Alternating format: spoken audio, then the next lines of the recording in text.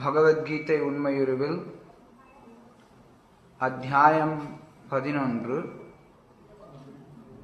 ஸ்லோகம் 32. ஸ்ரீ பகவான் உவாச்ச காலோஸ்மி லோகக்ஷய கிருத் பிரவ்ருதோ லோகான் சமாஹர்த்துமிஹ பிரவ்ருதः ருதேபி த்வம் ந பவிஷ்யந்தி சர்வே ஏவஸ்திதா பிரத்யனிகேஷு யோதாः. மொழிபெயர்ப்பு பொருளுரை வழங்கியவர் தேவத்ராஸ் பக்தி வேதாந்த சுவாமி பிரபுபாதர், அகில உலக கிருஷ்ண பக்தி இயக்கத்தின் ஸ்தாபக ஆச்சாரியர். புருஷோத்தமரான முழுமுதற் கடவுள் கூறினார், காலம் நான், உலகங்களை அழிப்பவற்றில் மிகப் பெரியவன், எல்லா மக்களையும் அழிப்பதற்காக நான் வந்துள்ளேன். உங்களை தவிர, அதாவது பாண்டவர்களை தவிர இரு தரப்பிலும் உள்ள எல்லா வீரர்களும் அழிக்கப்படுவர். பொருளுரை. தன்னுடைய நண்பர் என்றும் புருஷோத்தமராகிய முழுமுதற் கடவுள் என்றும் கிருஷ்ணரை அர்ஜுனன் அறிந்திருந்தான். இருப்பினும் அவரால் தோற்றுவிக்கப்பட்ட பற்பல உருவங்களை பார்த்து அவன் குழம்பியுள்ளான். எனவே இத்தகைய அழிவு சக்தியின் உண்மையான நோக்கம் என்ன என்று அவன் கேட்கிறான். வேதங்களில் எழுதப்பட்டுள்ளபடி பிராமணர்கள் உட்பட அனைவரையும் அழிக்கக்கூடியது பரம உண்மை.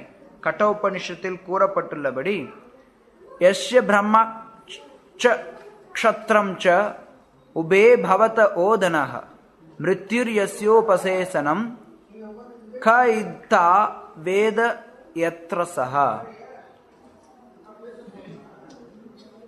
பிராமணர்கள், சத்திரியர்கள் மற்றும் அனைவருமே காலப்போக்கில் பரமனால் உணவை போன்று விழுங்கப்படுகின்றனர். பரமபுருஷரின் அந்த உருவம் எல்லாவற்றையும் அழிக்கும் பேருருவம். எல்லாவற்றையும் அழிக்கும் அந்த கால ரூபத்தில் கிருஷ்ணர் தன்னை இங்கு வெளிப்படுத்துகிறார். பாண்டவர்கள் சிலரை தவிர போர்க்களத்தில் இருந்த அனைவருமே அவரால் அழிக்கப்படுவர். அர்ஜுனன் போர் புரிவதில் நாட்டமின்றி இருந்தான். போர் புரியாமல் இருப்பது சிறந்தது என்றும் அதனை தவிர்த்துவிட்டால் பக்திக்கு இடம் இருக்காது என்றும் அவன் எண்ணினான். அவனது எண்ணத்திற்கு பதில் கூறும் விதத்தில், நீ போரிடாமல் இருந்தாலும் இங்குள்ள அனைவரும் அழியப் போகிறார்கள், இதுவே எனது திட்டம் என்று பகவான் கூறுகிறார். போரிடுவதை அர்ஜுன் நிறுத்தினால் அவர்கள் வேறு விதத்தில் மரணமடையப் போகிறார்கள். எனவே அவன் போரிடாவிட்டாலும் மரணத்தை தடுக்க முடியாது. உண்மை என்னவெனில் அவர்கள் அனைவரும் ஏற்கனவே இறந்துவிட்டனர். காலம் என்பது அழிவாகும். பரமபுருஷரின் இச்சைப்படி எல்லா படைப்புகளும் காலப்போக்கில் அழிக்கப்படுகின்றன. இதுவே இயற்கையின் சட்டம். ஸ்ரீ பகவான் உவாச்ச காலோஸ்மி லோகக்ஷய கிருத் பிரவ்ருதோ லோகான் சமாஹர்த்துமிஹ பிரவ்ருதः ருதேபி த்வம் ந பவிஷ்யந்தி சர்வே ஏவஸ்திதா பிரத்யனிகேஷு யோதாः. புருஷோத்தமரான முழுமுதற் கடவுள் கூறினார், காலம் நான், உலகங்களை அழிப்பவற்றில் மிகப் பெரியவன், எல்லா மக்களையும் அழிப்பதற்காக நான் வந்துள்ளேன். உங்களை தவிர இரு தரப்பிலும் உள்ள எல்லா வீரர்களும் அழிக்கப்படுவர்.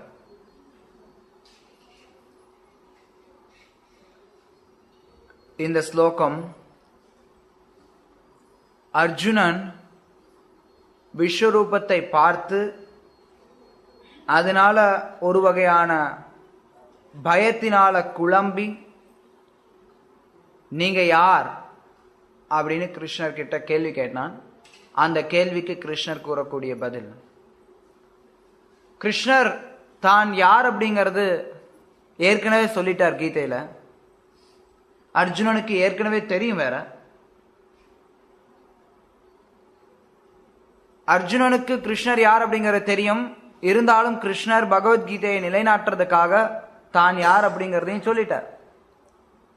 இதுக்கு முன்னையே அவர் சொல்லிட்டார், எல்லா உலகங்களையும் படைத்தவன் நானே, எல்லாவற்றுக்கும் ஆதி நானே, இந்த உலகத்தில் இருக்கக்கூடிய எல்லா பொருள்களும் என்னை சார்ந்துதான் இருக்கு, நானே முழுமுதற் கடவுள்.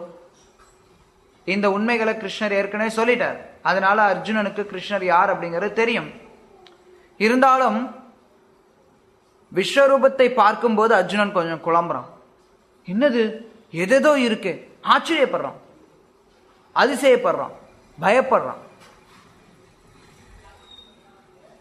முதல்ல விஸ்வரூபத்தை பார்க்கும்போது அர்ஜுனன் ஒரு ஆச்சரியமும் அதிசயமும் உணர்றான்.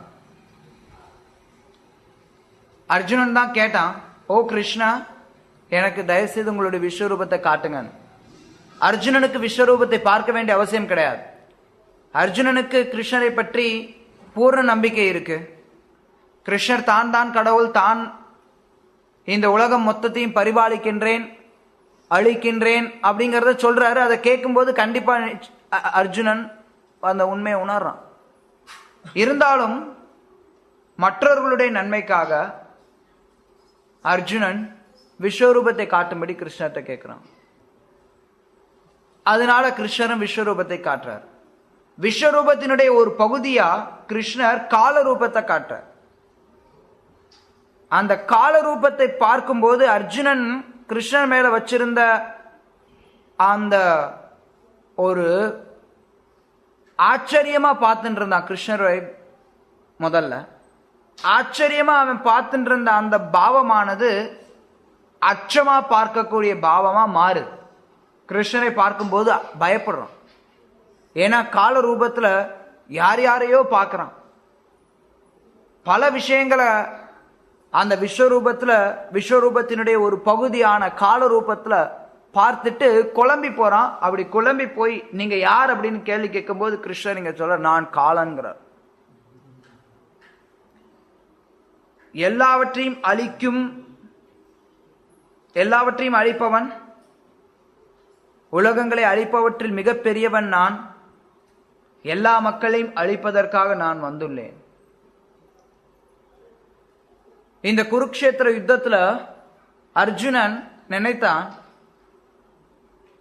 நான் சண்டை போடாம போயிட்டேன்னா இவ்வளவு பேர் தப்பிச்சிருவாங்க அப்படின்னு. ஆனா கிருஷ்ணர் இங்க சொல்றார், அப்படி மட்டும் நினைக்காத, நீ சண்டை போட்டாலும் சரி போடாட்டியும் சரி, உங்களை தவிர, பாண்டவர்களை தவிர ரெண்டு தரப்புல இருக்கக்கூடிய எல்லாரையும் நான் கொல்ல போறேன். எல்லாரும் ஏற்கனவே இறந்துட்டாங்க ஒரு விதத்துல. செத்த பாம்பு அடிக்கிற மாதிரி நீ அடி. ஆனாலும் அர்ஜுனனுக்கு அந்த போர்ல கலந்து கொண்டதற்கான பெருமையை கிருஷ்ணர் கொடுக்கணும்னு நினைக்கிறார். பல நேரங்கள்ல பகவான் ஏதாவது ஒரு காரியத்தை செய்யணும்னா அவரே செய்ய மாட்டார். தன்னுடைய பக்தர்களை செய்ய வச்சு அதற்கான ஒரு நன்மையையும் பக்தருக்கு கொடுப்பார். அதே மாதிரி அந்த செயலை செஞ்சதுக்கான பெருமையும் அந்த பக்தருக்கே கொடுப்பார். ராமர் நினைச்சிருந்தா அவர் தனியா அவரே லங்கைக்கு போய் ராவணனை கொன்னு இருக்கலாம். அவரே தனியா எல்லா காரியத்தையும் செஞ்சிருக்கலாம். கோடான கோடி வானர சேனைகளை கூட கூட்டிட்டு போகணுங்கிற அவசியம் கிடையாது. ஹனுமான கூட கூட்டிட்டு போகணுங்கிற அவசியம் கிடையாது.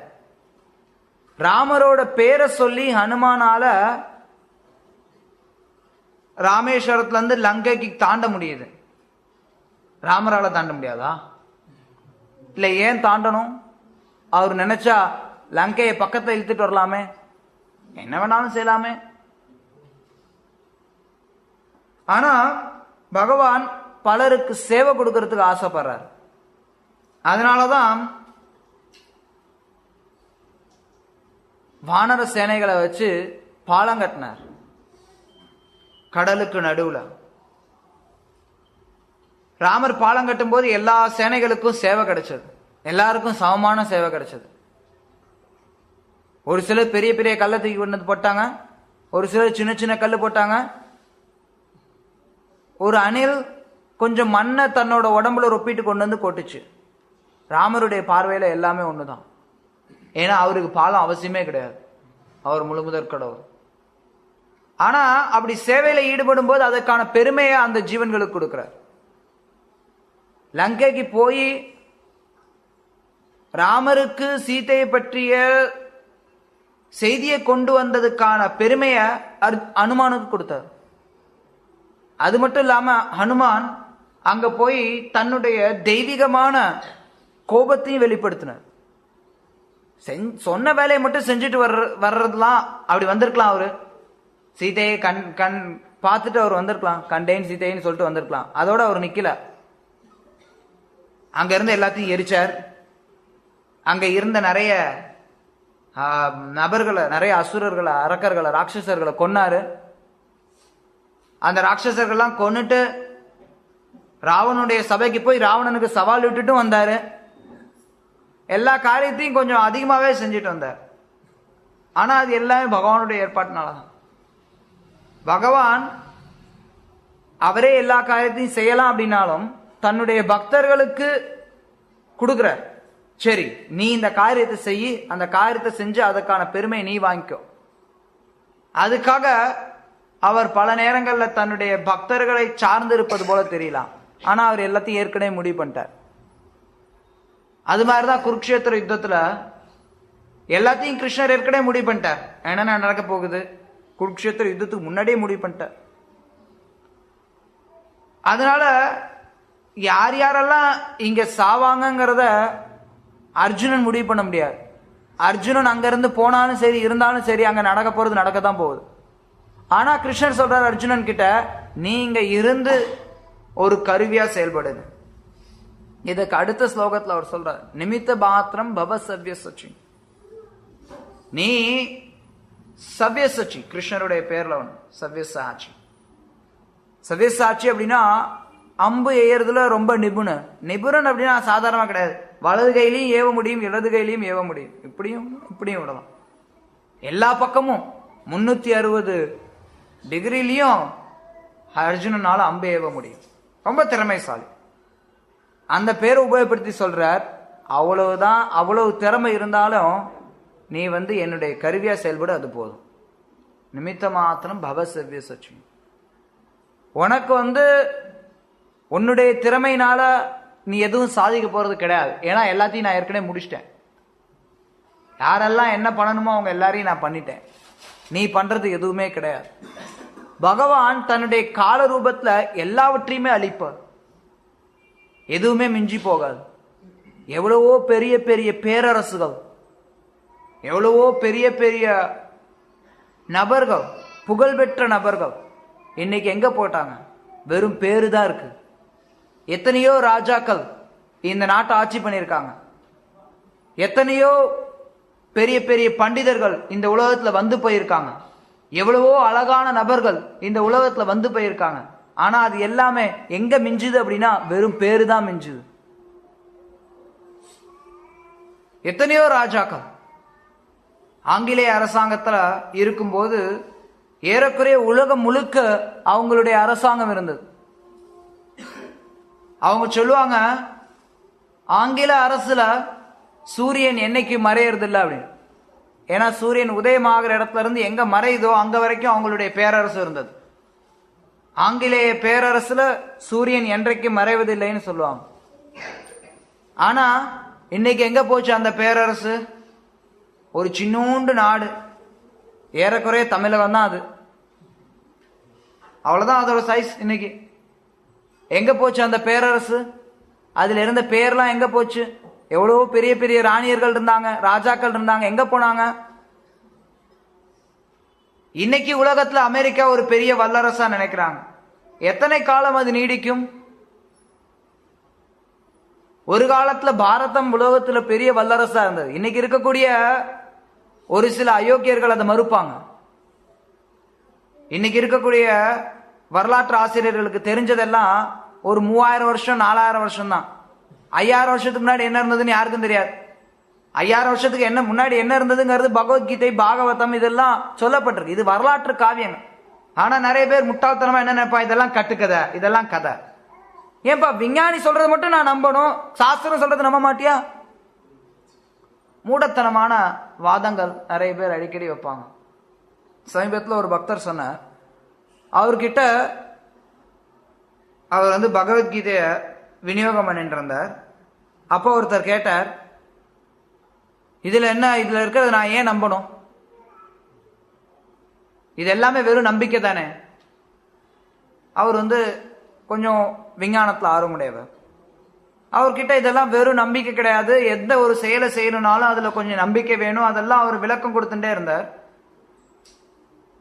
அவர் பேசிட்டே இருக்கும்போது சொன்னாரு, டார்வினோட கொள்கை பிரகாரம் எல்லாமே குரங்குல இருந்தா வந்தது, மனுஷன் குரங்குல இருந்தா வந்தான், எல்லாமே ஜட பொருள்ல இருந்தா வந்தது, உயிர் ஜட பொருள்ல இருந்தா வந்தது.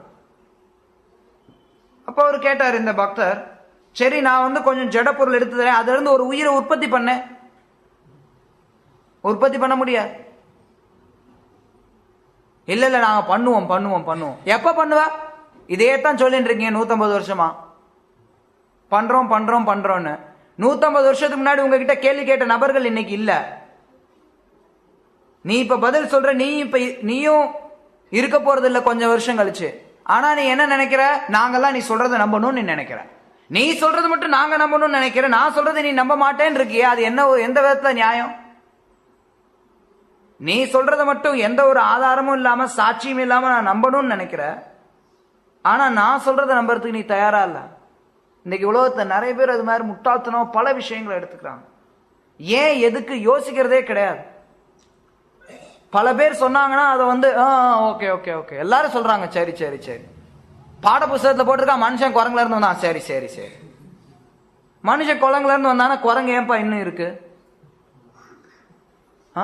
இந்த கேள்விக்கு எந்த விஞ்ஞானி பதில் சொல்றான்? எவனும் சொல்றது இல்ல. அப்புறம் எதுக்கு அவன் விஞ்ஞானி? மனுஷன் குரங்குல இருந்து வந்தா குரங்கு ஏன் இன்னும் இருக்கு?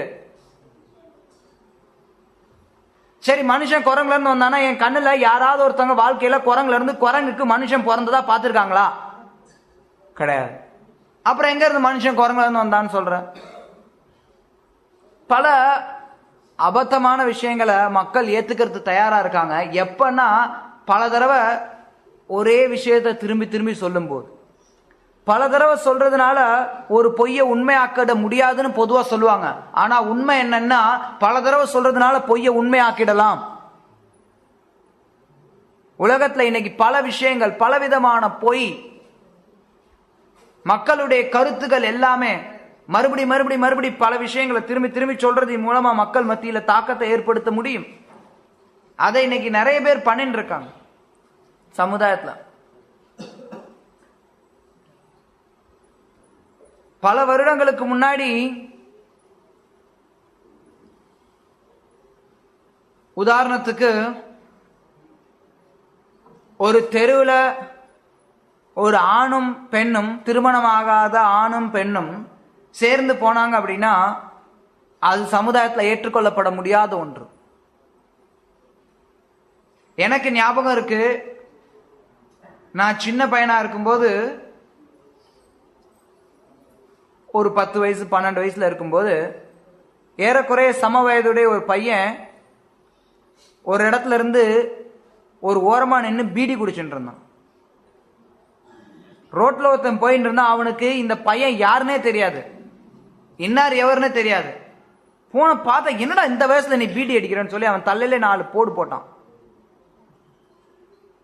இது எனக்கு மட்டும் ஏற்பட்ட அனுபவம் இல்ல, எல்லாரும் 15 வருஷத்துக்கு முன்னாடி சந்திச்ச பொதுவான ஒரு அனுபவம்.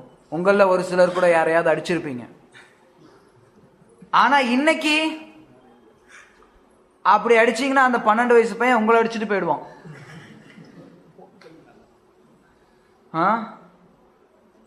காலம் மாறிடுச்சு. பல விஷயங்கள் மீண்டும் மீண்டும் நிறைய பேர் பண்றதுனால மக்கள் என்ன நினைக்கிறாங்க, சரி சரி சரி எல்லாமே இது ஏற்றுக்கொள்ளப்படக்கூடிய ஒன்றாயிடுச்சு. நாங்க தங்கி இருந்தப்ப மறுபடி நான் ஒரு 15-20 வருஷத்துக்கு முன்னாடி எங்க வீட்டுக்கு பக்கத்து வீட்டுல ஒருத்தவங்க வீட்டுல நாய் வளர்த்தாங்க. வீட்டுக்குள்ளார வச்சு நாய் வளர்த்தாங்க. எல்லாரும் சொல்லுவாங்க, கருமாந்திரம், வீட்டுக்குள்ளார நாயை வச்சு வளர்க்கறானே. சுத்தி இருக்கிறவங்க எல்லாரும் திட்டுவாங்க, வீட்டுக்குள்ளார போய் நாயை வச்சு வளர்க்கறானே. நாயை யாராவது வீட்டுக்குள்ளார வைப்பாங்களா? கருமம். இன்னைக்கு அப்படி யாராவது சொல்லுவாங்களா? நாயை சோஃபால வச்சு தடவி கொடுத்து, நாய்க்கு குளிப்பாட்டி, அதுக்கு ஒரு பெடிகிரி வாங்கி கொடுத்து,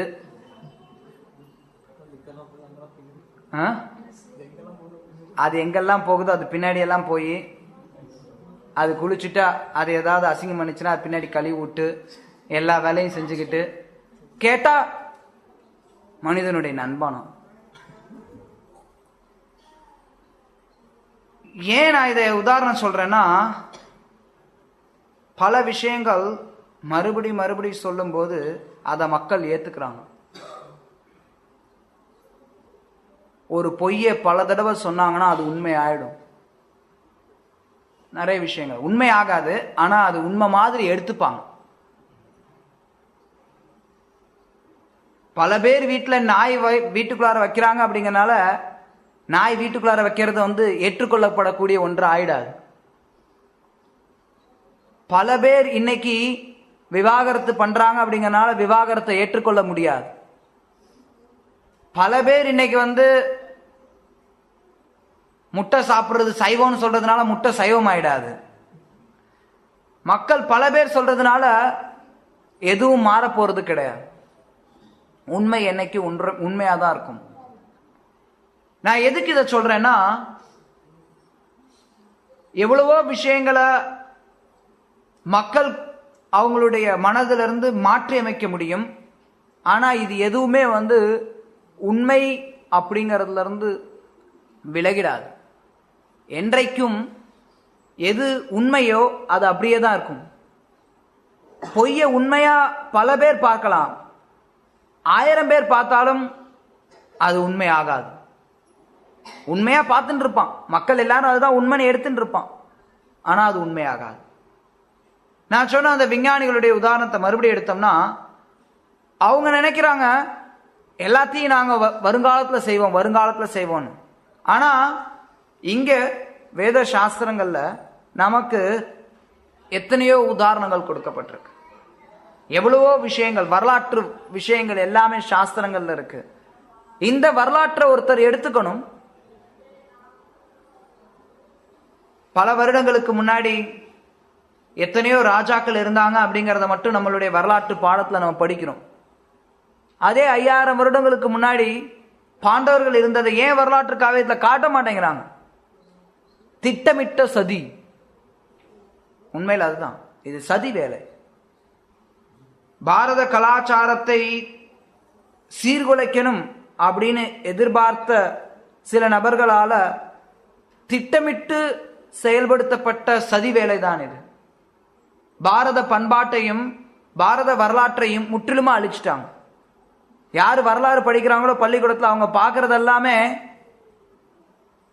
ஏதோ சமீபத்தில் வந்த முகலாயர்களும் ஆங்கிலேயர்களும், அதுக்கு முன்னாடி மிஞ்சி போனா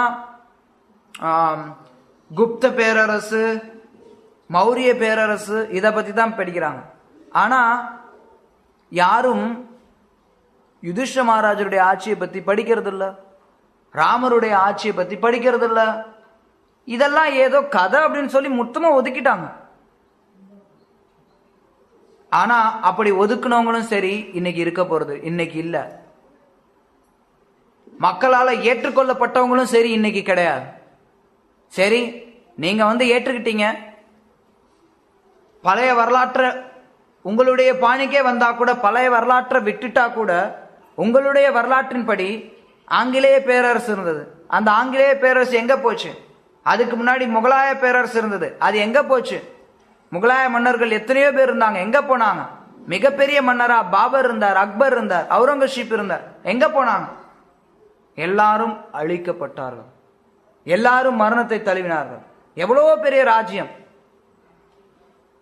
சந்திரகுப்த மௌரியா ஏறக்குறைய இன்னைக்கு இருக்கக்கூடிய முழு இந்தியா, கீழே இருக்கக்கூடிய தமிழகத்தினுடைய சில பகுதிகள், கேரளத்தினுடைய சில பகுதிகள் தவிர மொத்த இந்தியா, அதுக்கப்புறம் இந்த பக்கம் பர்மா, தாய்லாந்து வரைக்கும் இந்தியா அப்படின்னா பங்களாதேசம், பாகிஸ்தான் இதெல்லாம் உட்பட, இந்த பக்கம் போனோம்னா ஆப்கானிஸ்தான், ஈராக் வரைக்கும் ஏறக்குறைய இது எல்லாமே மௌரிய பேரரசு. எங்க போனார் சந்திரகுப்த மௌரியா? எங்க போனது அந்த பேரரசு? எல்லாம் அழிக்கப்பட்டு விட்டது. நீங்க நமக்கு இன்னைக்கு என்ன வேணாலும் சேர்த்து வைக்கலாம். ஒவ்வொருத்தரும் கழுதையோட கேவலமா வேலை செய்யறாங்க. இன்னைக்கு கழுதை கூட அவ்வளவு நேரம் வேலை செய்யாது. ரொம்ப அதிகமா வேலை செய்யறாங்க, கஷ்டப்பட்டு உழைக்கிறாங்க, காலையில இருந்து ராத்திரி வரைக்கும் வேலை செய்யறாங்க, ரத்தம் சிந்தி வேலை செய்யறாங்க, வேர்வை சிந்துறாங்க, எல்லாம் வேலை செஞ்சு என்ன பிரயோஜனம்? கையில கொஞ்சம் பைசா சம்பாதிக்கிறாங்க. அந்த பைசா எவ்வளவு நாள் நிலைக்க போகுது? கண்டிப்பா நிலைக்க போறது கிடையாது. பைசாவோட வேல்யூ ஒவ்வொரு நாளும் குறைஞ்சுட்டே போயிட்டு இருக்கு. எவ்வளவுதான் சேர்த்து வச்சாலும் அது எல்லாமே நிலைக்க போறது கிடையாது. ஒரு நாள் மரணத்தின் வடிவத்துல எல்லாமே எடுத்துட்டு போகப்படும். அப்ப நம்ம சேர்த்து வைக்கிற எதையும் கூட கொண்டு போறது முடியாது. ஒரு பைசா கொண்டு போக முடியாது, ஒரு சொந்தக்காரங்க கொண்டு போக முடியாது. எவ்வளவுதான் பெரிய பெரிய வீடு கட்டி வச்சாலும் எதையும் கொண்டு போக முடியாது. ஒருவேளை அந்த வீட்டு மேல ரொம்ப பற்றுதல் இருந்தா அந்த வீட்டிலேயே ஒரு கரப்பாம்பூச்சியா பிறக்கலாம், அது வேணா நடக்கலாம். ஆசைப்பட்டு கட்டலாம், பல வருஷம் கஷ்டப்பட்டு கட்டலாம். எவ்வளவுதான் கஷ்டப்பட்டு ஒருத்தன் வீடு கட்டலாம், என்னோட வீடு இது, வீடு இது, வீடு இது. எவ்வளவுதான் கஷ்டப்பட்டு நீ வீடை வச்சிருந்தாலும் அந்த வீடு மேல பற்றுதல் இருந்தா அந்த வீட்டிலேயே நீ ஒரு கரப்பாம்பூச்சியா பிறப்ப. அதுதான் நடக்க போகுது. ஆனா நிலைத்து இருக்காது.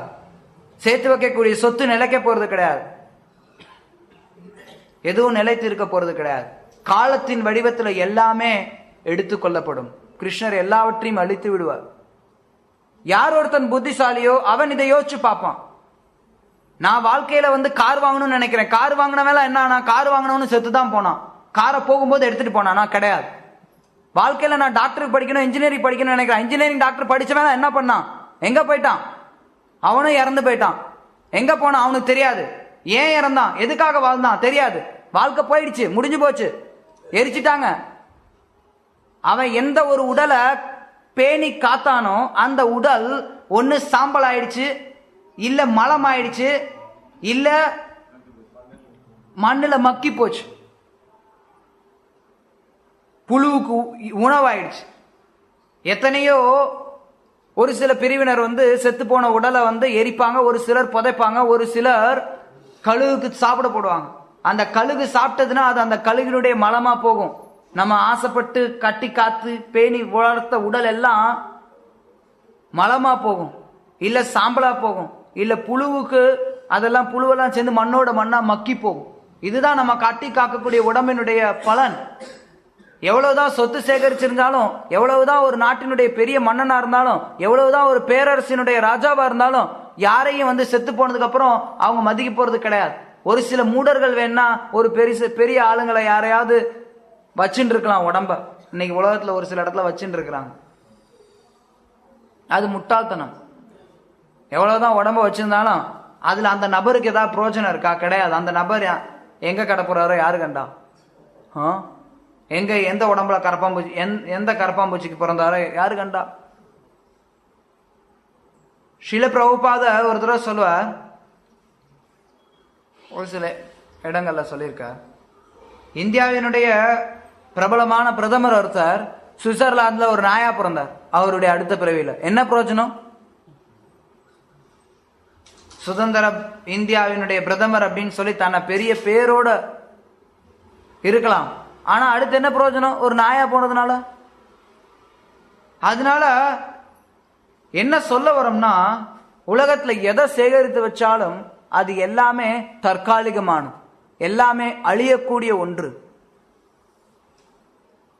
ஆனா அழியாத ஒன்றுக்காக முயற்சி செய்ய வேண்டியதுதான் நம்மளுடைய குறிக்கோளா இருக்கணும். அதற்காக தான் இந்த கிருஷ்ண பக்தி இயக்கம் ஏற்படுத்தப்பட்டிருக்கு. மக்கள் எல்லோருக்கும் ஒரு விழிப்புணர்வை ஏற்படுத்தணும். மக்கள் சும்மா ஏதோ ஆடு மாடு மாதிரி வாழ்ந்துட்டு போறதுக்கு கிடையாது. எல்லா வாழ்க்கையும் ஒரு நாள் முடிய போகுது. இன்னைக்கு நிறைய பேர் எல்லாருக்கும் சொல்லிட்டு இருக்காங்க, happy new year, happy new year, happy new year. என்னத்த ஹாப்பி நியூ இயர் பெருசா வந்துருச்சு? எத்தனையோ நியூ இயர் வந்தது போச்சு, என்ன பெருசா வந்தது? நேத்து நமக்கு ஒரு சில வேலைகள் செஞ்சு கொடுத்தவர் ஒருத்தர். அவர் ஒரு சில வேலைக்காக காலையில இருந்து சாயந்தரம் வரைக்கும் சுத்தின்னு இருந்தார், சாப்பிடாம கொள்ளாம. சாயந்தரம் மயக்கம் போட்டு விழுந்துட்டார். சாயந்தரம் மயக்கம் போட்டு விழுந்தறியும் அவர் ரோட்ல பார்த்தவங்க யாரோ கொண்டு போய் ஹாஸ்பிட்டல்ல சேர்த்திருக்காங்க. மருத்துவமனையில் அவர் கண் விழிச்சு பார்த்தபோது அவர் பாக்கெட்ல வச்சிருந்த பைசாவை காணோம். கொஞ்சம் நெஞ்சம் கிடையாது, 20,000 ரூபாய். சுச்சு 20,000 அல்ல, 20 கோடி வச்சிருந்தாலும் காலன் வரும்போது போயிடும். ஆனா அன்னைக்கு முழுக்க அவர் வாழ்க்கை, அவர் வந்து 2-3 மாசம் சம்பாதிச்சாதான் 20,000 ரூபாய் சம்பாதிக்கக்கூடிய ஒரு நிலையில இருக்கக்கூடியவர். அவருக்கு அந்த 20,000 ரூபாய் போச்சு, ரொம்ப வருத்தத்துல இருந்தார். வந்தாரு. அப்புறம் அவரை சந்திச்ச இன்னொருத்தர் அவர்கிட்ட ராத்திரி ஹாப்பி நியூ இயர்னு சொன்னார். Advance happy new year. இவரும் happy new year to you. வெறும் சடங்கு. என்ன ஹாப்பி நியூ இயர், என்ன வந்துடுச்சு? ஒண்ணும் கிடையாது. ஒவ்வொரு நாள் சூரியன் உதயமாகும் போது, ஒவ்வொரு நாளும் சூரியன் உதயமாகி சூரியன் அஸ்தமனமாகும் போது ஒவ்வொருத்தருடைய ஆயுள் குறையுது. நல்லா ஞாபகத்தை வச்சுக்கோங்க. ஹாப்பி நியூ இயர் சொல்றீங்கன்னா உங்க வருஷம் ஒரு வருஷம் போச்சு, உங்களுடைய ஆயுள்ல ஒரு வருஷம் போச்சு, நீங்க ஒரு வருஷம் சீக்கிரமா சாக போறீங்க. அதை நம்ம உணரணும். ஒவ்வொரு வருஷமும் முன்னோக்கி போகும்போது நாம் மரணத்தை தழுவக்கூடிய நாள் நெருங்கி வருது. இதை புரிஞ்சுக்கணும். இது புத்திசாலித்தனம். முட்டாள்தனமா நம்ம வந்து வருஷம் ஒவ்வொரு வருஷம் முன்ன போகும்போது அதுல என்ன சந்தோஷத்துக்கு என்ன இருக்கு? யார் ஒருத்தர் பகவான் கிருஷ்ணர் உத்தம ஸ்லோகா அவருடைய விஷயங்களை பற்றி பேசுறதுல தங்களுடைய காரியத்தை செலவு பண்ணலையோ, தங்களுடைய நேரத்தை செலவு பண்ணலையோ, அவங்கள பொறுத்த வரைக்கும் ஒவ்வொரு நாள் சூரிய உதயமும் அஸ்தமனமும் ஆயுளை குறைத்து கொண்டுதான் இருக்கு.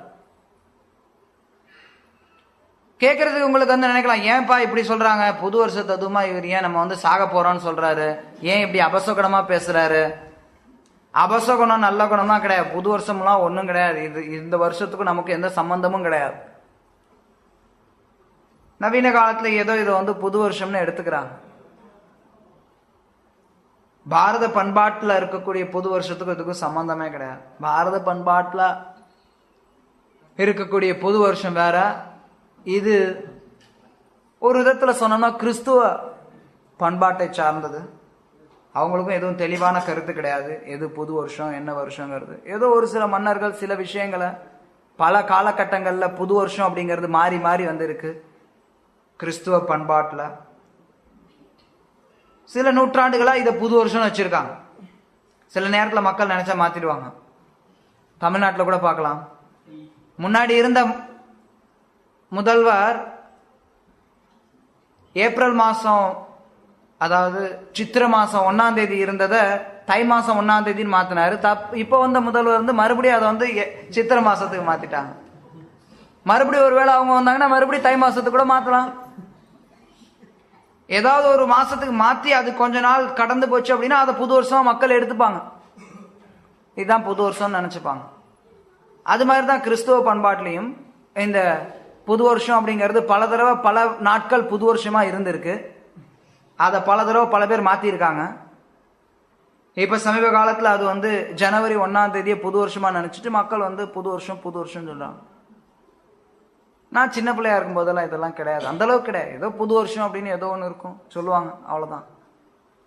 ஆனா இது எப்படி வளர்ந்தது, என்ன பண்றாங்க? புது வருஷம்னா முந்தின நாள் ராத்திரி நல்லா குடிச்சிட்டு பைக்கை எடுத்துட்டு சுத்தணும், அதுதான் புது வருஷம், வேற ஒன்றும் கிடையாது. ஆனா மறக்கக்கூடியது என்ன அப்படின்னா ஆயுள் குறையுது. ஒவ்வொரு வருஷம் பிறக்கும் போதும் ஒவ்வொரு வருஷம் போகுது நம்மளுடைய ஆயுள்ல இருந்து. ஆயுள் எப்ப வேணாலும் போகலாம், இருந்தாலும்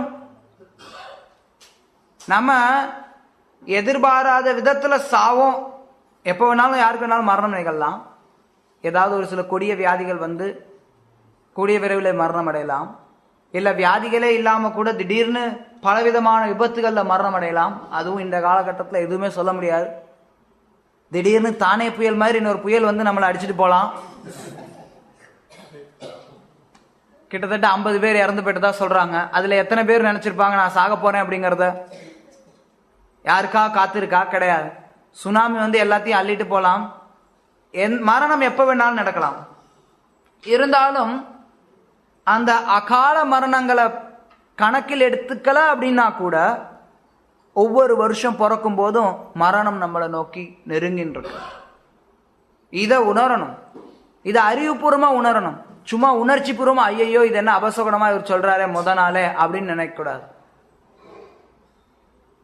புத்திசாலிகள் இவர் வந்து இவங்க என்னப்பா இவங்க வந்து நல்லபடியா பேசலையே, புது வருஷம்னா எல்லாம் வந்து ஏதோ ஆசி வாங்கலாம், கோயிலுக்கு வருவாங்க. புது வருஷம் முதல் நாள் கிருஷ்ணர்கிட்ட வந்து எனக்கு இன்னும் நிறைய கட்டடம் வேணும், எனக்கு இன்னும் நல்ல பில்டிங் வேணும், எனக்கு கார் வேணும், எனக்கு பங்களா வேணும் அப்படின்னு கேட்டுட்டு போலான்னு வரலாம். என்னடா அப்படி கேட்கறதுக்கு வந்தோம்னா இங்க வந்து பார்த்தா நீ எத்தனை கார் வச்சிருந்தாலும் மரணம் வரப்போகுது அப்படின்னு சொல்ற, எத்தனை வீடு வாங்கி வச்சிருந்தாலும் அந்த வீடு மேல பட்டுறது இருந்தா கரப்பாம்பூச்சி ஆப்போறேன் வேற சொல்றாரு இவரு. ஆனா வாஸ்தவம் இதுதான். உண்மையை பல நேரங்கள்ல கசக்கும். உண்மையை எடுத்துக்கிறதுக்கு நம்ம தயாரா இல்லைன்னா உண்மை கசக்கும். ஆனாலும் புத்திசாலிகள் உண்மையா எடுத்துப்பாங்க. உண்மைய தங்களுடைய போக்குக்கு மாற்ற மாட்டாங்க. எனக்கு நினைச்ச மாதிரி நான் உண்மையை மாத்திக்கலாம் அப்படின்னு நினைக்க மாட்டான் புத்திசாலி. உண்மை என்னவோ அதை அணுகிறதுக்கு தன்னை தயார்படுத்திப்பான், அவன் புத்திசாலி. ஒரு நெருப்பு கோழி என்ன பண்ணும்னா, ஏதாவது அபாயம் வந்ததுன்னா தலையை தூக்கி உள்ள விட்டுக்கும், மண்ணுக்குள்ளார விட்டுட்டு எனக்கு அபாயமே இல்லைன்னு நினைச்சுக்கும். அது மாதிரி இன்னைக்கு சமுதாயத்துல எவ்வளவோ பிரச்சனைகள் இருக்கு. பௌதிக ரீதியில பார்த்தா கூட அது எல்லாத்துக்கும் மேல ஜன்ம மிருத்யு ஜரா வியாதிங்கிறது ஒருத்தனை வாட்டி வதைக்குது. இது எல்லாத்தையும் மறந்துட்டு ஒருத்தன் இந்த உலகத்துல நான் மகிழ்ச்சியா வாழலாம்னு நினைக்கிறான்னா அதை போல ஒரு முட்டாள்தனம் வேற எதுவுமே கிடையாது. இந்த உலகத்துல ஒவ்வொரு வருஷம் புது வருஷம் பிறகும் போது நான் சந்தோஷமா இருக்கலாம்னு ஒவ்வொருத்தரும் நினைக்கிறான். ஆனா ஒவ்வொரு வருஷமும் அவனுடைய மகிழ்ச்சிக்கான ஒரு ஏக்கம், மகிழ்ச்சிக்கான அவனுடைய ஒரு தேடுதல், அதுதான் அதிகமாயிட்டே போகுது ஒழிய மகிழ்ச்சி அவன் அடையிறதே இல்லை. எத்தனையோ வருடங்களை கடந்து போயிருக்கான், ஆனா எத்தனை வருடங்கள் கடந்து போனாலும் அவன் மகிழ்ச்சியை தேடின்னு இருக்கான ஒழிய மகிழ்ச்சியை அவன் அடையிறது இல்லை. மகிழ்ச்சியை அவன் அடைஞ்சிட்டான் அப்படின்னா அவன் ஏன் புது வருஷம் பிறக்குதுன்னு அதனால சந்தோஷம் அடையணும்னு ஏன் எதிர்பார்க்கிறான்?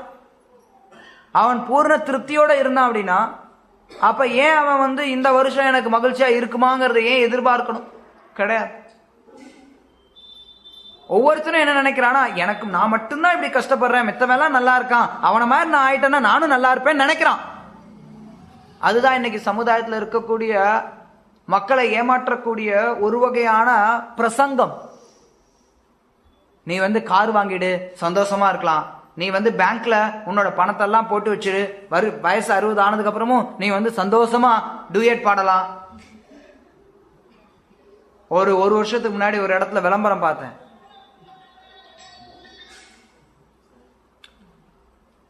ஒரு விளம்பரம் பார்த்தேன். அது வந்து ஏதோ ஒரு சரியா எது ஞாபகம் இல்லை, ஸ்டேட் பேங்கோ இல்லை ஏதோ ஒரு பேங்க், அவங்களுடைய பென்ஷன் பிளான், அதுக்கு வந்து விளம்பரம். அதுல வந்து ஒரு பாட்டியும் ஒரு தாத்தாவும் நல்ல டிப்டாப்பா, அவங்களுடைய பாஷையில டிப்டாப்பா உடை உடுத்திட்டு இப்படி ஆடின்னு இருக்கிறாங்க. அவன் என்ன சொல்றானா, நீங்க எங்க கிட்ட காசு போடுங்க, உங்களுடைய பைசாவை என் பாக்கெட்ல போட்டுருங்க, நீங்க வந்து சந்தோஷமா இருக்கலாம்னு நினைக்கிறான். எத்தனையோ பேர் 60 வருஷத்துக்கு அப்புறம் அதுல போட்டு வச்சிருந்தாலும் நினைக்கிறதெல்லாம் நடக்காது.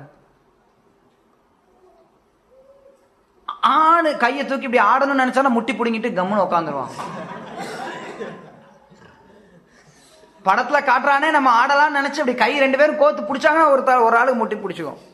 வயசாயிடுச்சு எல்லாருக்கும், நம்ம சிரிக்கலாம், நமக்கும் நடக்கும், நம்மளும் அப்படி எதிர்பார்த்தோம்னா நமக்கும் வரும். ஒவ்வொருத்தரும் நம்ம நினைக்கிறோம் இந்த துன்பம் அடுத்தவனுக்கு தான் எனக்கு வராதுன்னு நம்ம நினைச்சுட்டு இருக்கோம். எல்லாருக்கும் வரும், எல்லாருக்கும் மரணம் நிச்சயம். ஜாத்தஸ்ய துருவம் மிருத்யுர் துருவம் ஜென்ம மிருத்தஸ்ய ச. கிருஷ்ணர் கீதையில சொல்ல தெளிவான உண்மை, எல்லாருக்கும் தெரியும், எல்லாரும் தெரிஞ்சுக்கலாம். பிறந்தவன் எல்லாருக்கும் மரணம் நிச்சயம், மரணம் அடைந்தவன் எல்லாருக்கும் மறுபிறவி நிச்சயம். இதை கிருஷ்ணர் தெளிவா கீதையில சொல்றார். இது எல்லாரும் புரிஞ்சுப்பான். சரி பிறந்தவன் எல்லாருக்கும் மரணம் நிச்சயம், எல்லாரும் எனக்கும் தெரியுமேன்னு கேட்பான். ஆனா எத்தனை பேருக்கு அது தெரியும்? எத்தனை பேர் அதை புரிஞ்சு நடக்கிறோம்? கிடையாது. நான் சேர்த்து வைப்பேன், நான் சொத்து சேகரித்து வைப்பேன், ஆசா பாசங்களோட பின்னி பிணையப்பட்டு வாழ்க்கையில நம்ம அலைக்கழிக்கப்படுறோம். கடல் அலைகள் என்றைக்கு நிக்காத மாதிரி நம்மளுடைய மனதில் இருக்கக்கூடிய ஆசைகள், இந்த உலகத்தை அனுபவிக்கணுங்கிற ஆசைகள் நிக்காம வந்துட்டே இருக்கு. இது எல்லாத்துக்கும் ஒரு தீர்வு கொடுக்கறதுக்காக தான் கிருஷ்ண பக்தி இயக்கம் ஏற்படுத்தப்பட்டிருக்கு. யார் ஒருத்தர் கிருஷ்ண பக்தி எடுத்துக்கிறாங்களோ அவங்களுக்கு ஒவ்வொரு நாளும் பயனுள்ள விதத்துல போகுது. நம்மளுடைய வாழ்க்கையில இருக்கக்கூடிய ஒவ்வொரு வருடமும் கிருஷ்ண பக்தியில செலவு செய்யப்பட வேண்டும். எந்த ஒரு வருடம் கிருஷ்ண பக்தியில செலவழிக்கப்படலையோ அந்த வருடம் வீணான வருடம். எந்த ஒரு மாதம் கிருஷ்ண பக்தியில செலவழிக்கப்படலையோ அது வீணான மாதம். எந்த ஒரு வாரம் கிருஷ்ண பக்தியில செலவழிக்கப்படலையோ அது வீணான வாரம். எந்த ஒரு நாள் கிருஷ்ண பக்தியில செலவழிக்கப்படலையோ அது வீணான நாள். எந்த ஒரு மணி நேரம், எந்த ஒரு நிமிடம், ஒவ்வொரு நொடியும் நம்ம கிருஷ்ண உணர்வுல செலவழிக்கணும். அது நம்மளுடைய குறிக்கோளா இருக்கணும். இப்ப நம்மளுடைய கட்டுண்ட நிலையில நமக்கு ஒவ்வொரு நொடியும் கிருஷ்ணரை பற்றி நினைக்கக்கூடிய அளவுல நம்ம முன்னேறல. இருந்தாலும் நம்மளுடைய குறிக்கோள் அதுவா தான் இருக்கணும். ஒவ்வொரு நொடியும் கிருஷ்ணருடைய ஸ்மரணையில, கிருஷ்ணர் பக்தியில செலவழிக்கக்கூடிய விதத்துல நம்ம இருக்கணும். கிருஷ்ணர் கீதையில சொல்ல, சததம் கீர்த்தயந்தோமா எத்தந்தஸ்ட திருடவிரதா. யார் ஒருத்தன் திருடவிரதா, உறுதியான மனதுடையவன், அவன் உறுதியான மனதோட சததம் கீர்த்தயந்தோமாம், என்னை பற்றி எப்போதும் சததம் எல்லா நேரங்களிலும். கிருஷ்ணர் அடிக்கடி கீதையில இது போன்ற வார்த்தைகளை உபயோகப்படுத்துறார். நித்தியமாக எனக்கு பக்தி செய்யணும் எப்போதும். இது ஏதோ கிருஷ்ண பக்தி அப்படிங்கிறது தினமும் நான் ஒரு மாலை ஜபம் பண்றேன், 2 மாலை ஜபம் பண்றேன், இல்ல 16 மாலவே ஜபம் பண்றேன், கிருஷ்ணருக்காக 1.5 மணி நேரம் செலவு பண்றேன், மிச்சம் 22.5 மணி நேரம் நான் என்னுடைய பௌதிக வாழ்க்கைக்காக செலவு பண்றேன். அதே மாதிரி வாரத்துல ஒரு நாள் நாங்க 3 மணி நேரம் அதிகமா செலவு பண்றோங்க, கோயிலுக்கு வர்றோங்க. அப்படி இருக்கிறது கிடையாது கிருஷ்ண பக்தி. நிறைய நேரங்கள் அடிக்கடி பக்தர்கள்ட்ட சொல்லும் போது, கிருஷ்ண பக்தர்களே எப்ப நீங்க தீவிரமாக போறீங்க? சரி பிரபு, இந்த பிரபு நாங்க தீவிரம் ஆயிடுறோம். சில நேரங்கள்ல இதெல்லாம் உபயோகமா இருக்கலாம். வருஷம் போகும்போது யோசிச்சு பார்க்கலாம்.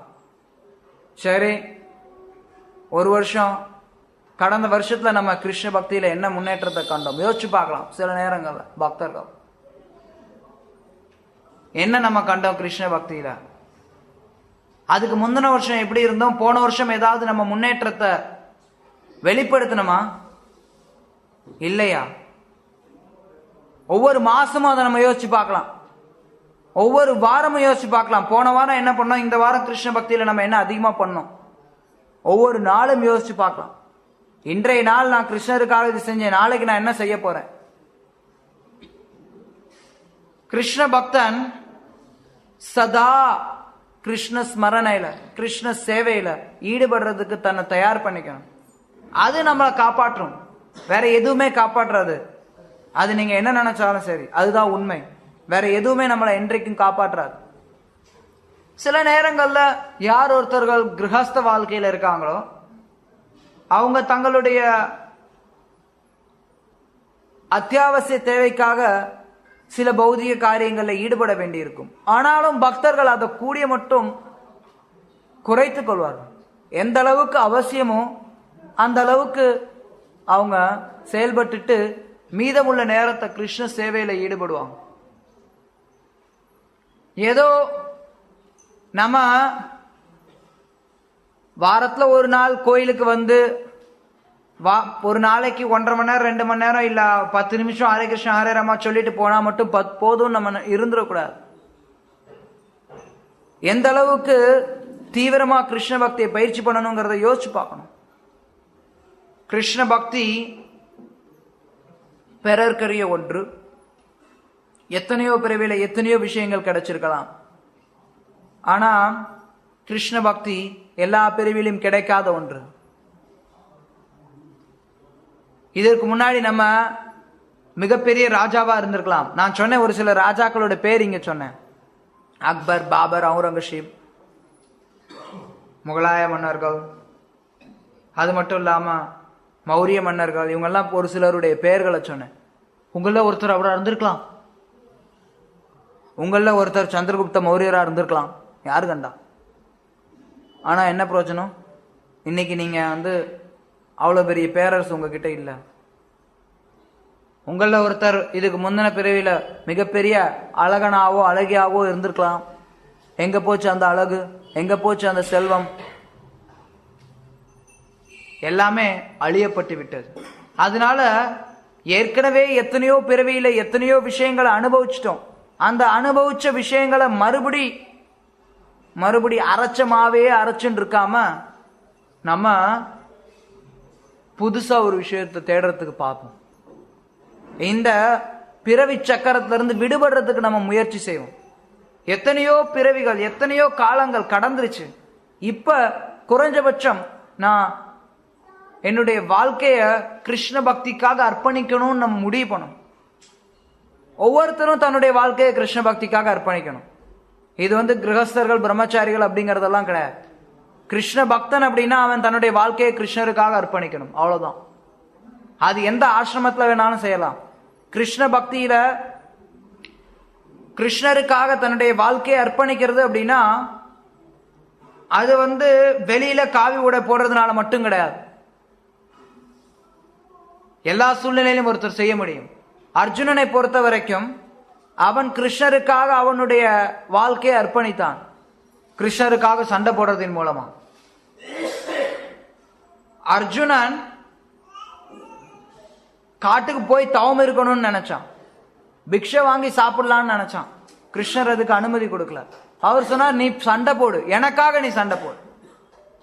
சரி, அர்ஜுனன் முன்னாடி சண்டை போடுறதுக்கு ஆர்வம் இல்லை அர்ஜுனனுக்கு. ஆனா கிருஷ்ணர் சொன்னார், உனக்கு சண்டை போடுறதுக்கு ஆர்வம் இல்ல, பரவாயில்ல, எனக்காக சண்டை போடு. ஓ கிருஷ்ணா, உங்களுக்காக சண்டை போடணுமா? நிச்சயமா நான் சண்டை போடுறேன். கரிஷ்யே வச்சனம் தவ, நீங்க என்ன சொல்றீங்களோ நான் செய்யறேன். அர்ஜுனன் கிருஷ்ணர் கிட்ட சரணடைஞ்சான், கிருஷ்ணருக்காக சண்டை போட்டான், கிருஷ்ணருக்காக பல காரியங்களை செய்யறான். ஆனா நம்மளுடைய வாழ்க்கை 100% கிருஷ்ணருக்காக அர்ப்பணிக்கப்படணும். 99.9% இருந்தா கூட அந்த 0.1% கூட நம்மளை இந்த ஜட உலகத்துல தான் வைக்கும். 100% நம்மளை கிருஷ்ணருக்காக அர்ப்பணிக்கணும். அதுக்காக நம்மளை தயார்படுத்தணும். சும்மா நம்மளும் ஏனோ தானே வந்தோ போனோம் அப்படின்னு இருக்கக்கூடாது. வந்து போறது, ஏதோ வாரத்துல ஒரு நாள் கோயிலுக்கு வர்றது, ஹரே கிருஷ்ண மகாமந்திரம் தினமும் கொஞ்சம் ஜெபம் பண்றது அப்படிங்கிறது ஒருத்தருக்கு நன்மை தான். சொல்பம் அப்பியஸ்த தர்மஸ்ய தாயத்தே மகத்தோ பயாத். இந்த கிருஷ்ண பக்தியில சொல்பம் கொஞ்சோண்டு ஒருத்தர் செஞ்சிருந்தா கூட அதுவும் ஒருத்தரை மிகப்பெரிய பயத்துல இருந்து காப்பாற்றும். அதுல எந்த சந்தேகமும் கிடையாது. ரோட்ல கிடக்கக்கூடிய கோடிக்கணக்கான ஜீவன்களை காட்டிலும் கோயிலுக்கு ஒருத்தன் மணி அடிச்சான் அப்படின்னா அவன் எவ்வளவோ பெரிய உயர்ந்த நிலையில இருக்கான். நம்மளால கற்பனை கூட பண்ணி பார்க்க முடியாது.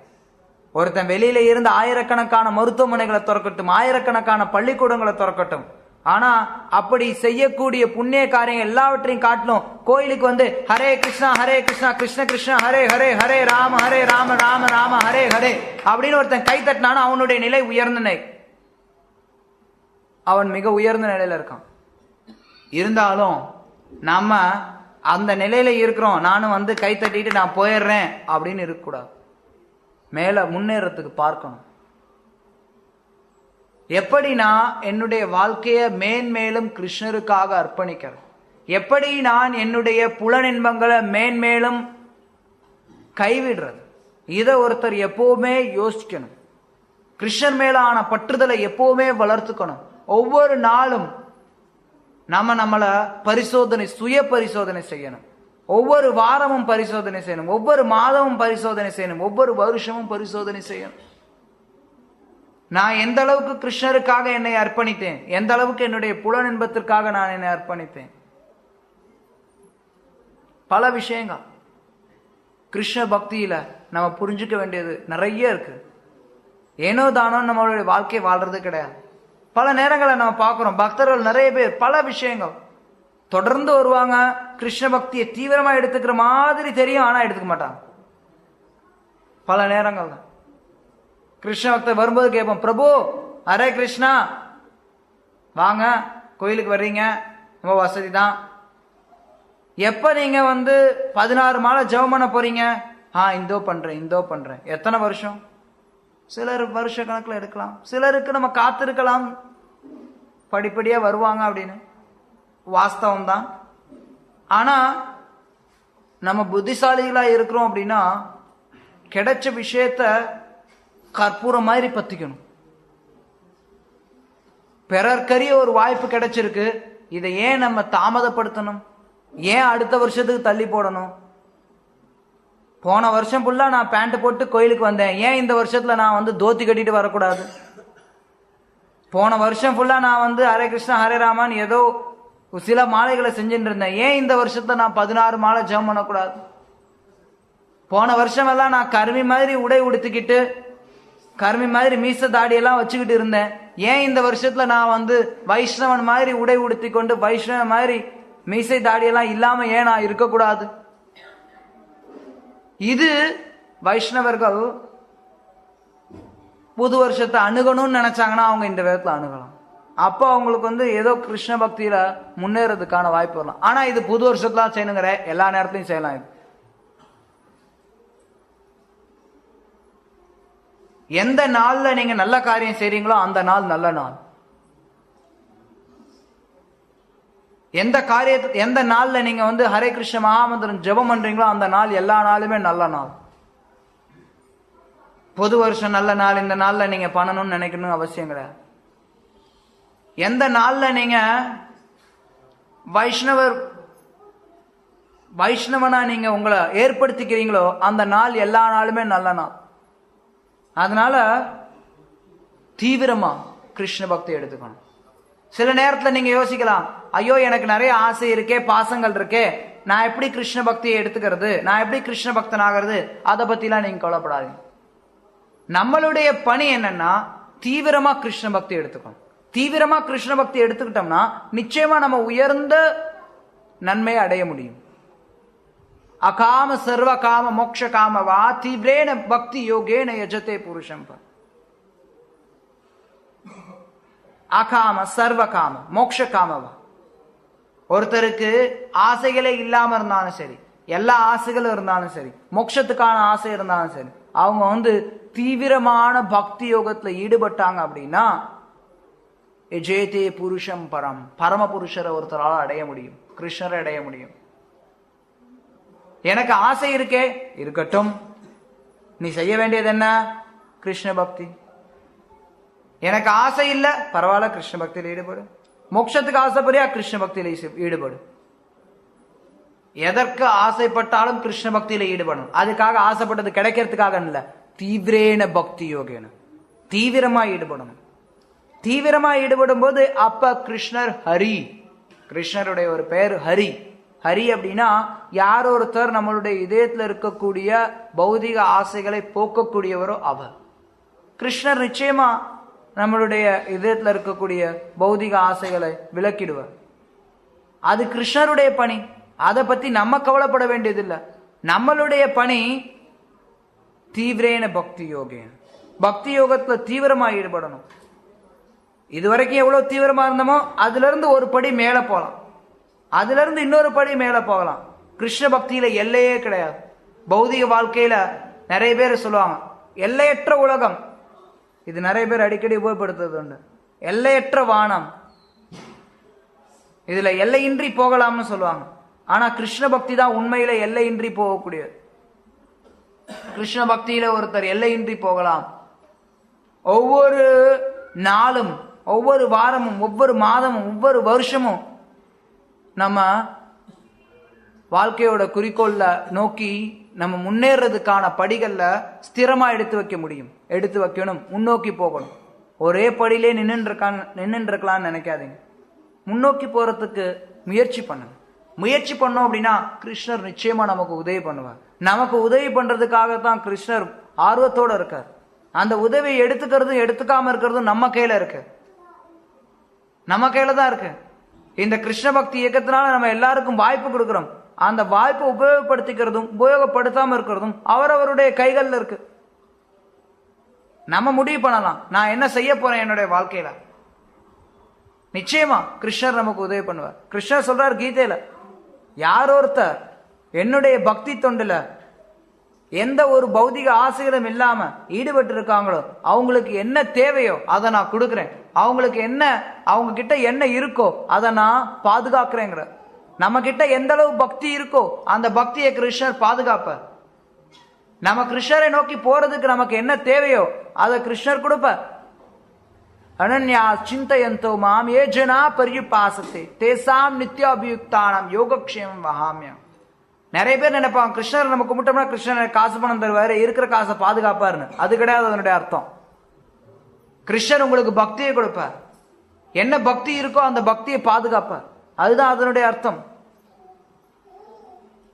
கிருஷ்ணர் அனன்யா அனன்யா சிந்தயந்தோமம். அனன்யா அப்படின்னா அன்யா, அந்நிய விஷயங்கள் எதுவுமே இதயத்துல வச்சுக்காம அனன்யா சிந்தயந்தோமம். சிந்தா அப்படின்னா ஒருத்தருடைய உணர்வு, ஒருத்தருடைய உணர்ச்சிகள், உணர்வுல வேற ஆசைகள் வைத்துக் கொள்ளாம ஏஜனா பரியுபாசத்தை. யார் கிருஷ்ணர் எனக்கு உபாசனம் பண்றாங்களோ, என்ன வழிபடுறாங்களோ அவங்களுக்கு நான் யோகக்ஷேமம் நானே கொடுக்குறேங்க. கிருஷ்ணர் தனிப்பட்ட ரீதியில நம்மளை காப்பாற்றுவார். கிருஷ்ணர் கீதையில 12வது அத்தியாயத்துல உறுதி செய்றார், யார் ஒருத்தர் என்னுடைய பக்தனோ அவனை இந்த சம்சார கடல்ல இருந்து விடுவிக்கக்கூடிய பொறுப்பை நானே எடுத்துக்கிறேன், நானே ஸ்வயம் நானே அவனை விடுவிக்கிறேங்க. கிருஷ்ணர் தானே கை கொடுத்து தூக்குறதுக்கு தயாரா இருக்க. அவர் கைட்ட கையை நீட்ட வேண்டியது நம்மளுடைய பணி. கிருஷ்ணர் கை கொடுக்கிறார், நம்ம கையை நீட்டணும். கிருஷ்ணர் கயிறு கொடுக்கிறார் தூக்குறதுக்கு, அந்த கயிறை நம்ம பிடிக்கணும்.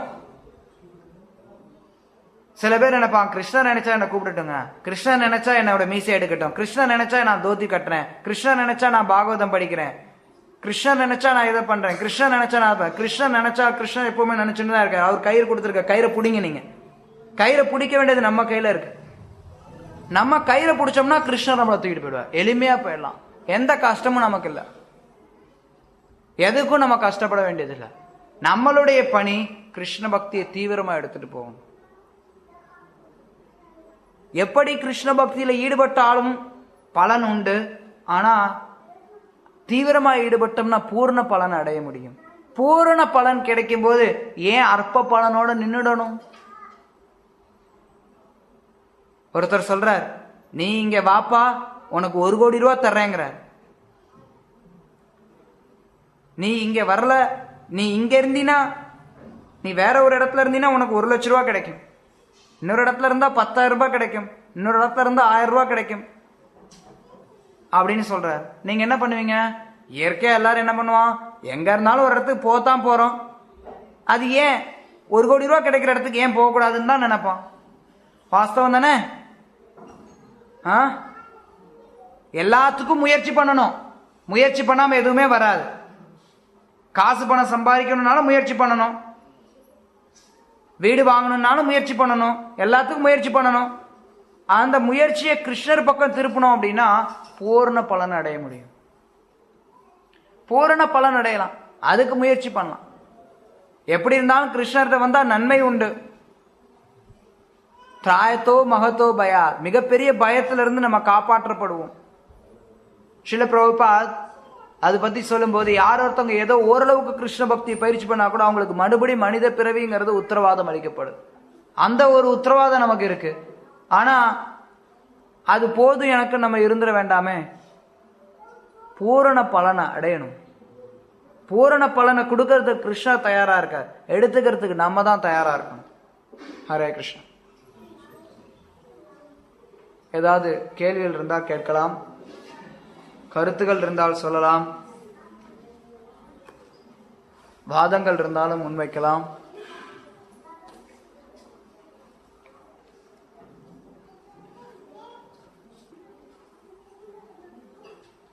யாரும் எந்த கேள்வியும் கேட்கலன்னா ஒண்ணு சொன்னதெல்லாம் ஏத்துக்கிட்டீங்க, இல்ல அடப்பப்பா இவரு எப்ப பார்த்தாலும் இதுதான் சொல்லிட்டு இருப்பார், நம்ம செய்யறத செய்யலாம் அப்படின்னு நினைக்கிறீங்க. சொல்ல வேண்டியது என்னுடைய கடமை. ஸ்ரீல பிரபுபாத் இந்த ஒரு மிகப்பெரிய பொக்கிஷத்தை நமக்கு கொடுத்திருக்கார். இந்த பொக்கிஷத்தை எல்லார்கிட்டையும் பகிர்ந்து கொள்ளணும்னு நாங்க நினைக்கிறோம். பொதுவா உங்ககிட்ட ஏதாவது ஒரு பொக்கிஷம் இருந்ததுன்னா அந்த பொக்கிஷத்தை 4 பேர்கிட்ட கொடுத்தீங்கன்னா குறைஞ்சு போயிடும். கிருஷ்ண பக்தி அப்படி கிடையாது. இது ஒரு மிகப்பெரிய பொக்கிஷம். இந்த பொக்கிஷத்தை 4 பேர் இல்ல, 4 கோடி பேர் இல்ல, உலகத்துல இருக்கக்கூடிய எல்லாருக்கும் கொடுத்தாலும் குறையாது, அதிகரிச்சுட்டு தான் போகும். அந்த கிருஷ்ண பக்தி அப்படிங்கிற பொக்கிஷத்தை இயற்கையா மற்றவங்களுக்கு கொடுக்கணும்னு எல்லாருக்கும் ஆசை இருக்கும். சில நேரங்கள்ல சில விஷயங்கள் கடினமானதா இருக்கலாம் ஏற்றுக்கொள்றதுக்கு. ஆனா நிதான புத்தியோட யோசிச்சு பார்த்தீங்கன்னா சொன்ன விஷயம்லாம் உண்மைன்னு தெரியும். சில நேரத்துல மருத்துவர்கிட்ட போகும்போது நம்மளுடைய வியாதி தீவிரமா இருந்ததுன்னா அவர் அறுவை சிகிச்சை செய்யணும்னு சொல்லுவார். அறுவை சிகிச்சை செஞ்சாங்கன்னா நம்மளுடைய வியாதி பூர்ணமா குணமாகும். இல்ல அத சும்மா மேல ஒரு கிரீம் பூசி இருக்க வச்சிடலாம், அப்படியே இருந்ததுன்னா அது ரொம்ப கொடுமையா போயிடும். அதனால சாதுக்கள் சில நேரங்கள்ல கத்தி போன்ற வார்த்தைகளை உபயோகப்படுத்துவாங்க, அது மக்களுடைய நன்மைக்காக. ஷீல பிரபுபாத் அது போன்ற வார்த்தைகளை உபயோகப்படுத்தினார். ஷீல பிரபுபாத் இதே விதத்துல பிரச்சாரம் செய்ய சொல்லி பக்தர்களுக்கு அறிவுரை கொடுத்திருக்கார். அந்த ரீதியில பிரபுபாதருடைய கட்டளைகளை பின்பற்றி மக்களுக்கு சில நேரத்துல உரைக்கிற மாதிரி சொன்னோம்னா எடுத்துப்பாங்க. ஸ்ரீல பக்திசான் சர் டாக்கூர் ஒரு உதாரணம் கொடுப்பார். ஒருத்தன் பட்டம் விட்டு இருக்கான் மொட்டை மாடியில இருந்து. மொட்டை மாடியில செவுரு கிடையாது. அவன் பட்டம் விட்டுட்டே இருக்கான், நடந்து வந்துட்டே இருக்கான், மொட்டை மாடியினுடைய ஓரத்துல நிக்கிறான். அந்த நேரத்துல நீங்க அவனுக்கு உடனடியா அவனுக்கு சத்தம் போட்டு அவனுக்கு சொல்லி பின்னாடி எங்க நிக்கிற பார் அப்படிங்கிற சத்தம் போட்டு சொன்னாதான் அவன் உடனே உணர்ந்து தன்னை பாதுகாத்து கொள்வான். அவன்கிட்ட நிக்கிறான் வரட்டும் வரட்டும், அவன்கிட்ட கதை பேசிக்கிட்டு அவனுக்கு மற்றது பேசிட்டு இருந்தோம்னா அவன் கீழே விழுந்துடுவான். அதனால சில நேரத்துல எச்சரிக்கை விடுக்க வேண்டியது அவசியம். அபாய சங்கு முழங்குது. எல்லாருக்கும் காலத்தின் ரூபத்துல கிருஷ்ணர் வர. கிருஷ்ணரை இன்னைக்கு பார்க்கறதுக்கு யாரெல்லாம் மறுக்கிறாங்களோ எல்லாரும் கிருஷ்ணரை மரணத்தின் வடிவத்துல பார்த்தாக வேண்டும். யாரும் கிருஷ்ணரை நான் பார்க்க முடியாது, நான் பார்க்கல அப்படின்னு சொல்லிட்டு இருக்க முடியாது. காலத்தின் ரூபத்துல மரணத்தின் ரூபத்துல கிருஷ்ணர் வர்றதுக்கு தயாரா இருக்க. அவரை எல்லாரும் பார்த்துதான் ஆகணும். அதுக்கு முன்னாடி கிருஷ்ணரை அழகான ஷியாம சுந்தர் ரூபத்துல நம்ம பார்க்கலாம். அதுக்கு நம்மளை தயார்படுத்திக்கலாம். ஹரே கிருஷ்ணா. ஸ்ரீமத் பகவத்கீதை உண்மையுருவில் கி ஜாய். ஸ்ரீல பிரபுபாத் கி ஜாய்.